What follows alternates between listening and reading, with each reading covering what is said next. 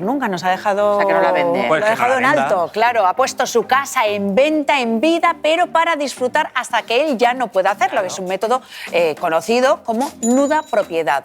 Y os cuento, en España ha crecido un 11% en el último año esta forma de vender una propiedad. Y claro, pues nos han asaltado un montón de dudas. ¿Y qué hemos hecho? Pues llamar a nuestro abogado de cabecera, a Manuel Hernández de Vilches Abogados. Manuel, bienvenido. Gracias, Nuria. Claro, queremos preguntarte en qué consiste realmente este método de la nuda propiedad, porque a muchos nos suena desconocido. Sí. Bueno, es un método que se sigue o se lleva imponiendo ya hace muchos años, después de que además las llamadas hipotecas inversas no han tenido una buena práctica judicial porque muchas de ellas se están anulando. Para no liarnos, se suele hacer en aquellos casos en los que alguien con una determinada ya edad, normalmente es alguien en tercera edad o con una esperanza de vida que no es demasiado, pues quiere poner a la venta el inmueble reservándose el uso y el disfrute. ¿Qué es el uso y el disfrute? Es lo que llamamos usufructo, que es la posibilidad de usarlo y disfrutarlo, pero disfrutarlo no es hacer fiestas, que también puede, sino disfrutar de los frutos, es decir, de las rentas. Cuando él dice, José Luis Moreno en esta entrevista, de mi casa no me echan, bueno, él se puede ir si la vende con usufructo y las rentas de ese alquiler, que si pudiera hacerlo, son para él, no son para el nudo propietario. Quien se quiera... O sea, esto solamente es para cuando él ya no esté. No, él está... Digo, el que compra. Claro, el es que decir, compra... Cuando vendes una cosa Sí. con usufructo, hay dos partes implicadas. Lo que se llama usufructuario, que es el que se queda el uso y el disfrute, voy a vivir o voy a percibir las rentas del inmueble. Y luego está el nudo propietario, lo que se llama la propiedad desnuda, la propiedad sin el uso y el disfrute. Que ese señor o esa empresa está esperando a que el usufructuario muera, que suele ser lo habitual, porque el fallecimiento extingue el usufructo, aunque también se puede poner un plazo o se puede poner un plazo de edad de un tercero, hay distintas opciones, y en ese momento se produce lo que se llama el derecho de reversión, es decir, que el usufructo revierte sobre la nuda propiedad, llena la nuda propiedad y por tanto ya tienes la propiedad Ya tienes completa. el usufructo de tu propiedad. Claro, entonces es una manera muy habitual por personas de cierta edad para poder disfrutar de sus últimos años de su vida con dinerito. Con dinero. Y en viviendo cash. su casa. Yo tengo una duda porque paso mucho tiempo viendo pisos, que me gusta a mí, es un hobby, y cada vez las nuevas propiedades que salen, los propietarios actuales tienen menos edad. El otro día me encontré con una que el propietario tenía 55 años, que pensé, esta persona hasta que fallezca, Claro. tú te compras eso y no lo vas a usar. No hay ningún límite de edad para que tú no puedas poner tu casa en nuda propiedad. O sea, yo con 35 años podría vender una casa en nuda propiedad. Claro. Perfectamente, lo que pasa es que el precio de ventas se va a depreciar bastante. Muy bajo. Vale. Es decir, Claro. lo que va a De hecho, esa es pasar la es que característica. tenemos lo que se llama el valor de mercado y el valor fiscal. El valor fiscal es el que te dice Hacienda que por menos de eso no lo puedes vender, de ninguna manera. Vale. Porque si no te compruebo valores. Te digo, oiga, tiene que pagar usted.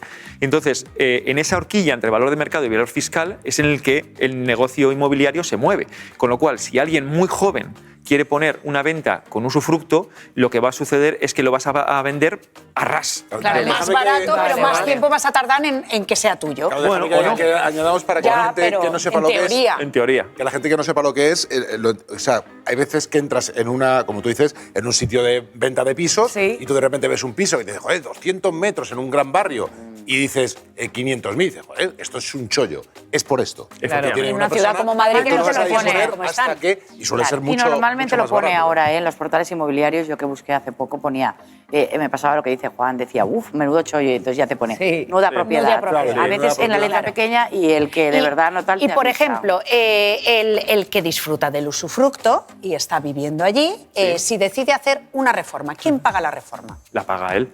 La paga él porque lo ha decidido él. Otra cosa es que sean reformas que se llaman ordinarias. Para el mantenimiento y conservación del inmueble las tiene que pagar el usufructuario. El usufructuario, el que vive allí, tiene la obligación, para con el nudo propietario, de conservar y mantener el inmueble. Tiene O sea, obligación. es como si fuera tuya, pero no es tuya. Efectivamente, salvo Para entendernos. las obras extraordinarias, como pueden ser las derramas. Ahí sí que lo tiene que pagar el nudo propietario. Vale. Pero y puede Yo ser que tengo una necesite duda. el permiso del propietario. Sí, O sea, claro. Tiene que pedir el si permiso, salvo el que sea algo... propietario dice que no hace la Salvo que reforma. sea algo manifiesto que es de conservación. Imaginemos que se nos cae una traviesa del techo y que por tanto empieza a haber humedades. No necesito, yo tengo la obligación de mantener y conservar, con lo cual tengo que hacerlo. Ahora, que quiero reformar la cocina porque resulta que me apetece y no es un tema de, es más estético, tienes que pedir el permiso a la propiedad, a la nuda propiedad. Y yo ¿Esto es tengo una totalmente duda. legal o puede que en algún momento deje de serlo? No, es totalmente legal, absolutamente legal. Yo tengo una Pero duda. entonces, si lo digo porque entonces yo puedo estar deseando que tú te mueras pasado mañana si te he comprado la casa. Claro, por Yo supuesto. tengo una pregunta. Yo tengo una duda. Hay una Entonces, cosa- por eso digo que... No, pero que- esa que pregunta Yo está tengo muy una bien tirada duda. por una cosa, y es que esto es muy habitual para generar situaciones en las que acreedores se queden sin cobrar. Es decir, como no es embargable el usufructo, no se puede embargar, la persona que tiene una deuda se queda con el usufructo, la nuda propiedad se la queda a uno de mis herederos o un testaferro y a partir de ahí, pues ese Claro, se acreedor- pueden hacer El acreedor no trampas. cobra. No, Ahora no que has cobra. hablado de herederos, esa es la duda que yo tengo. Si unos padres quieren hacerlo de la nuda propiedad, ¿deben informar a los hijos como herederos o no? ¿O tú puedes hacerla y ellos se enteran cuando tú falleces? Efectivamente. Es decir, de hecho los es muy hijos no habitual pueden ese opinar. sistema. No. Lo que pueden hacer es que cuando fallecen los padres, si esa nuda propiedad que ha adquirido uno de los hijos, dos opciones, ha sido bajo un precio de venta que no es real, es decir, pues un poco lo que hablábamos, ¿no? Es decir, con un precio que no es real. Es decir, que lo que se ha generado es una fiducia, una simulación. Y dos, que esto es muy habitual, sobre todo lo de antes de la ley de blanqueo de capitales, que es que se diga que se ha pagado cuando no se ha pagado.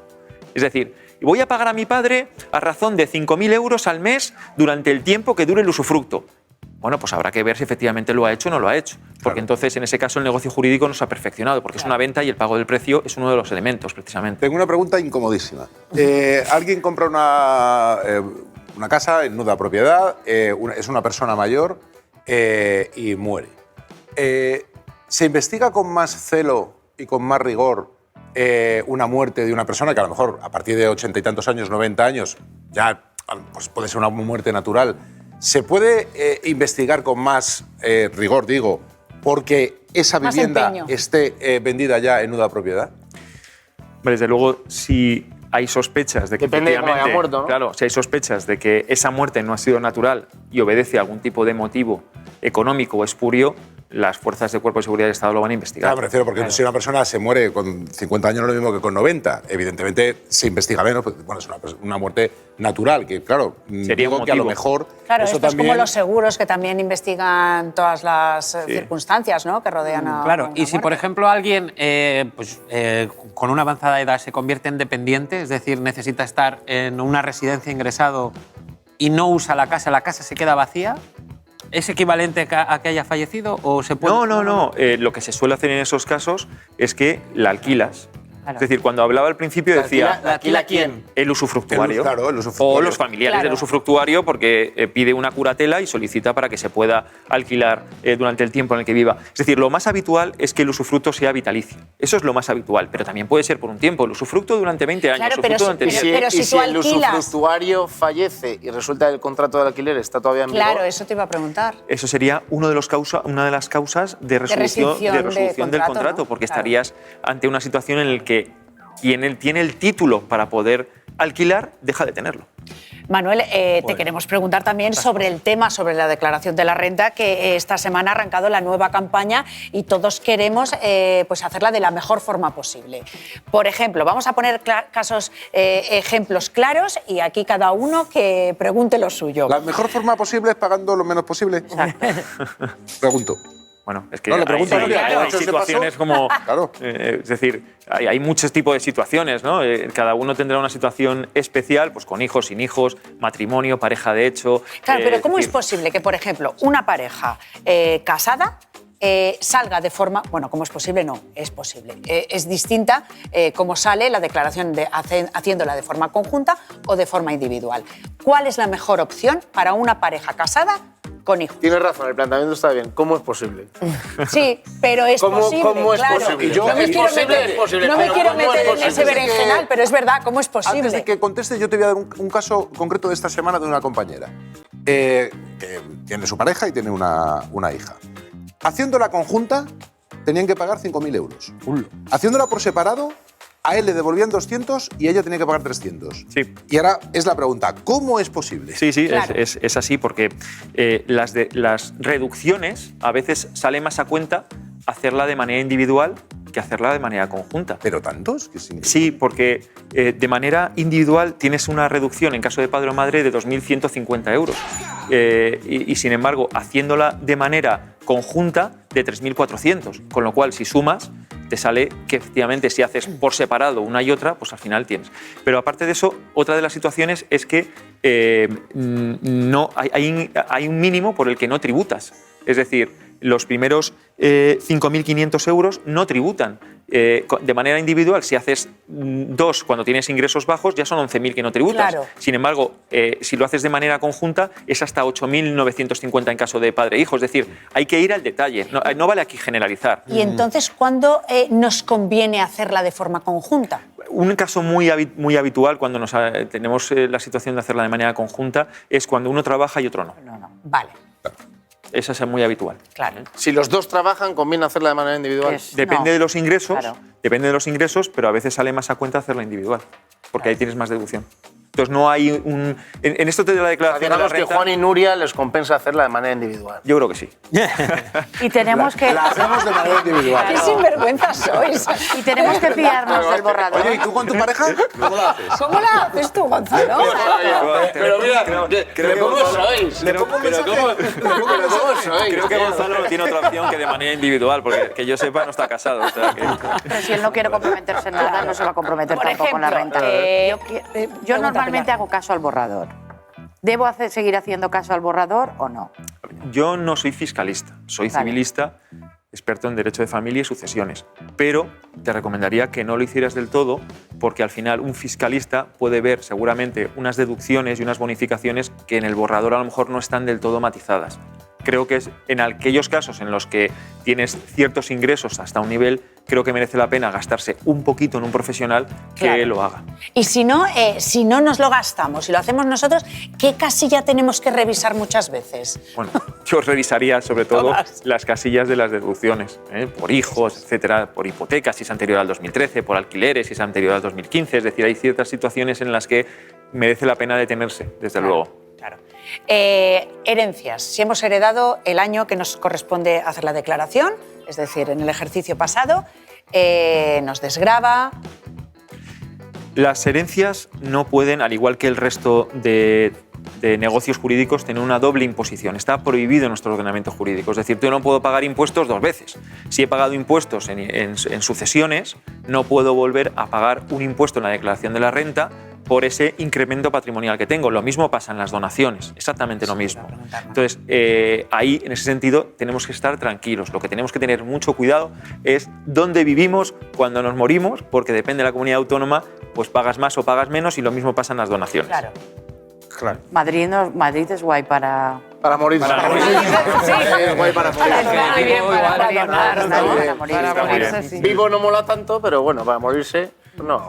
No, es verdad que yo lo he comparado con, por ejemplo, en Valencia. Nosotras que somos valencianas, es mejor morirse en Madrid, la verdad. A ver, puestos a elegir un sitio, desde luego es mejor morirse en Madrid. Sí.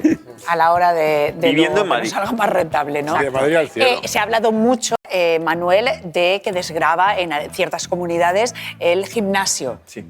Esto es para ciertas comunidades. O sea, Sí, solamente afecta a La Rioja y la Comunidad Valenciana, y no todo el mundo que va al gimnasio lo puede hacer. Claro. Lo puede hacer solamente aquellos que sean mayores de 65 años o tengan una minusvalía de al menos el 33%. Entonces, claro, está muy limitado, realmente. Y yo me imagino que tú como profesional nos recomiendas a todos que nos pongamos en manos de la gente que sabe hacerlo bien. Por supuesto, porque Para además que es luego que... no vengan, como dice un amigo mío, las madres mías. ¡Ay, madre mía, que esto no lo he hecho! No, desde luego. Además, es muy habitual, nosotros lo vemos en el despacho cuando divorciamos a alguien que no sabe que las pensiones de alimento tienen una alta desgravación fiscal.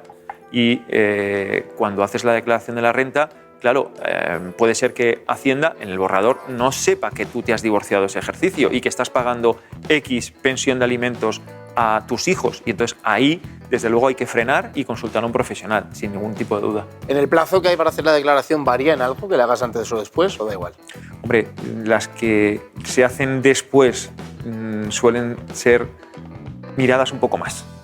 Las que se durante- hacen más tarde. No, las que se hacen Después después, del plazo. Después del plazo. Entre otras cosas porque normalmente llevan en sí una sanción por no Recargo, hacerlo ¿no? Claro. durante el No, tiempo. sí, a ver, si la pregunta es o sea, Hay que hacerla en el para que plazo. la entienda todo el mundo ya, digo, pero con el plazo, entre hacerla el primer día o hacerla el 45, eso da igual. Eso da en el igual. fondo Si te se da sale- igual porque cuando te cobran... No te van a premiar por ser el va a ser- primero. va a ser siempre el Te mismo. sale da a igual. devolver, te pagan mucho más rápido si lo haces muy rápido. Muy rápido. Ah, Sí, lo pues devuelven entonces, antes. Mira, ¿lo ves? Ya hay una pues eso diferencia. está bien, eso está bien. Manuel Hernández, That's muchísimas free. gracias. Gracias a Un placer vosotros. como siempre, estaríamos toda la tarde preguntándote.